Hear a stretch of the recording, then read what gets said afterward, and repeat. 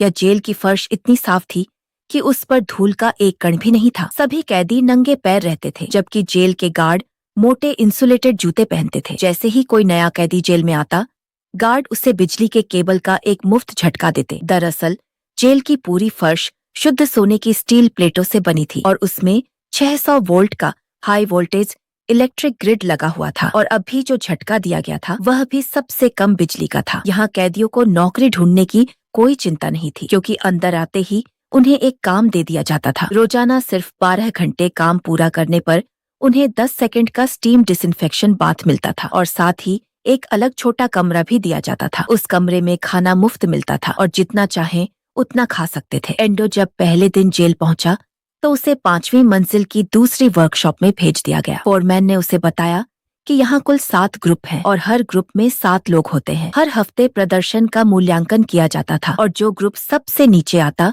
उसे 30 सेकंड तक बिजली का झटका देकर सजा दी जाती थी। बिजली से बचने के लिए सभी लोग पूरी ताकत से काम करते थे और जरा भी आराम करने की हिम्मत नहीं करते थे। यह जेल कम और एक शोषणकारी फैक्ट्री ज्यादा लगती थी, लेकिन 12 घंटे पूरे होने के बाद थके हारे कैदी लंबी कतार बनाकर अपने कमरों की तरफ लौटते थे। एंडो ने देखा कि उसके आगे चल रहा एक आदमी खिड़की की तरफ हाथों से कुछ इशारे कर रहा था। ध्यान से देखने पर पता चला कि वह दूसरी मंजिल के लोगों से सांकेतिक भाषा में बात कर रहा था। एंडो ने नीचे देखा तो उसे एहसास हुआ कि इस जेल में इतनी सारी मंजिलें थीं। कमरे में वापस आने के बाद पीछे चल रहे एक कैदी ने उसे बताया कि गलियारे की फर्श पर भी हाई वोल्टेज इलेक्ट्रिक ग्रिड लगा हुआ है। जैसे ही सफेद लाइट चमकने लगे, 7 सेकंड के भीतर अपने कमरे में वापस पहुंचना जरूरी था, वरना अंजाम बहुत बुरा हो सकता था। पहले भी एक कैदी रात में नींद में गलियारे में निकल गया था और वहीं बिजली की चपेट में आकर मारा गया था। बूढ़े काले कैदी ने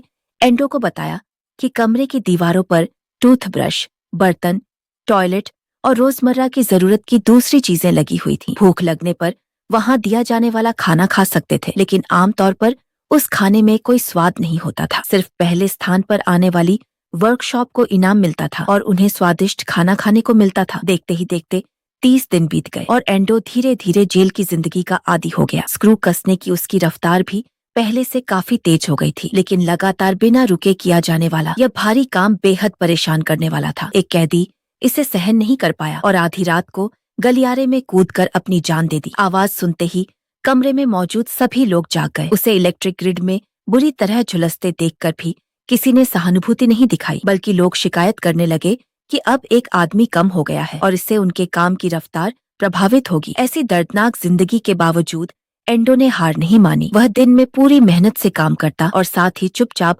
अपनी योजना पर काम करता रहता। वह फोरमैन से बचकर हर बार टॉयलेट जाने के दौरान पाइप का ढक्कन खोलता और एक चाकू से पानी के पाइप को लगातार रगड़ता रहता। इसी तरह वह धीरे धीरे उसे कमजोर करता रहा। साथ ही जब भी कोई नया कैदी जेल में लाया जाता, वह चुपचाप गार्डों की संख्या और उनकी गतिविधियों पर नजर रखता। कुछ हफ्तों बाद ग्रुप के सभी सदस्यों की आपसी समझ और मेहनत के कारण एंडो का ग्रुप पहले स्थान पर आने वाला था। तभी जब सभी लोग काम की रफ्तार बढ़ाकर आखिरी कोशिश कर रहे थे, ग्रुप का एक बूढ़ा कैदी अत्यधिक थकान के कारण काम की मेज पर गिर पड़ा। फोरमैन और एंडो ने तुरंत उसे उठाकर गलियारे में पहुंचाया और गार्डों को सूचना दी। थोड़ी देर में डॉक्टर पहुंचा। दरअसल डॉक्टर भी इसी जेल का एक कैदी था। फोरमैन ने डॉक्टर से बूढ़े को बचाने की कोशिश करने को कहा, क्योंकि सिर्फ एक हफ्ते बाद उसकी सजा पूरी होने वाली थी। लेकिन जांच करने के बाद डॉक्टर ने बेहद शांत होकर बताया कि उसे गंभीर ब्रेन हेमरेज हुआ है और अब उसे बचाया नहीं जा सकता। साफ था कि डॉक्टर ऐसे दृश्य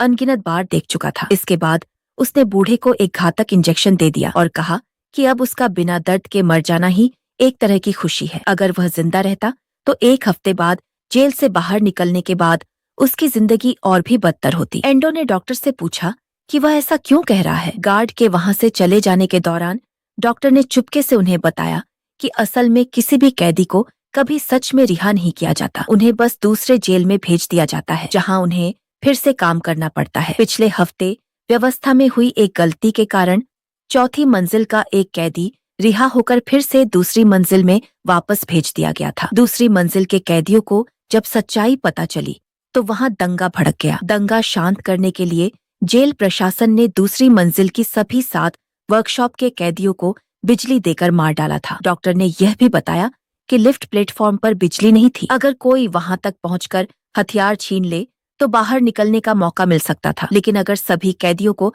एक साथ भागना था तो सबसे पहले फर्श में दौड़ रही बिजली को बंद करना जरूरी था। इसलिए एंडो हर दिन टॉयलेट जाते समय ढक्कन खोलता और चाकू से पाइप को रगड़ता रहता। समय बीतने के साथ पाइप पर गहरा कट पड़ गया। जब उसे लगा कि सही समय आ गया है तो उसने फोरमैन को बताया कि अगले दिन गार्ड बूढ़े कैदी की जगह एक नए कैदी को लेकर आएंगे और यही कार्रवाई करने का सबसे अच्छा मौका होगा। अगले दिन सभी कैदी इस पल का बेसब्री से इंतजार करने लगे। एंडो ने चुपचाप एक रिंच अपनी पीठ के पीछे छिपाया और टॉयलेट में जाकर पानी को तेजी से बहाने लगा। इसके बाद उसने रिंच निकाला और पूरी ताकत से पाइप को मोड़ने लगा। लगातार कोशिश के बाद आखिरकार पाइप टूट गया और उसके अंदर का पानी बाहर निकलने लगा। तभी चेतावनी का सायरन बजा और सभी कैदियों को दोनों हाथ सिर के ऊपर रखकर सीधे खड़े होने का आदेश दिया गया। एंडो तुरंत टॉयलेट से बाहर आया। उसे पूरी तरह भीगा हुआ देखकर उसके साथियों को समझ आ गया कि पहला कदम सफल हो चुका है। जैसा उसने सोचा था, गार्ड नए कैदी को लेकर लिफ्ट प्लेटफॉर्म पर पहुंचे। एंडो ने देखा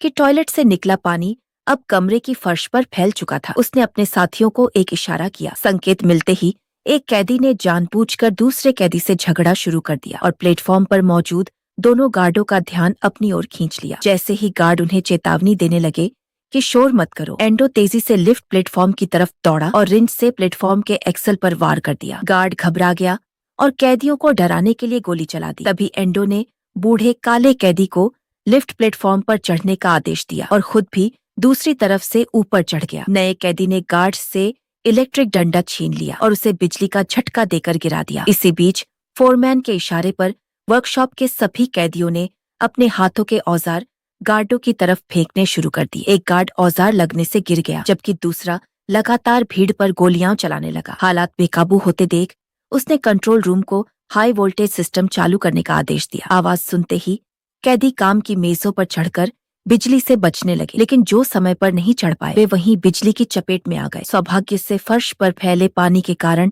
इलेक्ट्रिक सिस्टम कुछ ही सेकंड में शॉर्ट सर्किट हो गया। जैसे ही फर्श का इलेक्ट्रिक ग्रिड बंद हुआ, सभी कैदियों का डर खत्म हो गया और वे पूरी ताकत से लिफ्ट प्लेटफॉर्म की ओर दौड़ पड़े। एंडो ने इसी मौके का फायदा उठाकर एक गार्ड को गिराया और उसका हथियार छीन लिया। फिर दूसरे गार्ड को भी मार गिराया। इससे बाकी कैदियों का हौसला बढ़ गया। वे प्लेटफॉर्म पर चढ़े, सिक्योरिटी रूम में घुसे और वहां से हर व्यक्ति को एक एक राइफल दे दी। जल्द ही इस मंजिल पर कैदियों का कब्जा हो गया, क्योंकि हर मंजिल पर कुल मिलाकर सिर्फ 12 गार्ड थे। इसके बाद सभी अलग अलग दिशाओं में बांट गए। फोरमैन और एंडो 5वीं मंजिल से निकलकर मुख्य कंट्रोल रूम की तलाश में चले गए ताकि सभी निकास द्वार खोले जा सके। बाकी कैदियों ने 5वीं मंजिल की दूसरी वर्कशॉप के कैदियों को भी आजाद कर दिया। इसी बीच कंट्रोल रूम में मौजूद लोगों ने आपातकालीन व्यवस्था सक्रिय कर दी। 40 सेकंड बाद पूरे जेल की फर्श में बिजली चालू होने वाली थी और खुले में घूम रहे सभी कैदी बिजली की चपेट में आकर मारे जाते। आखिरी क्षण में फोरमैन कंट्रोल रूम के दरवाजे पर पहुंच गया। राइफल की धमकी के सामने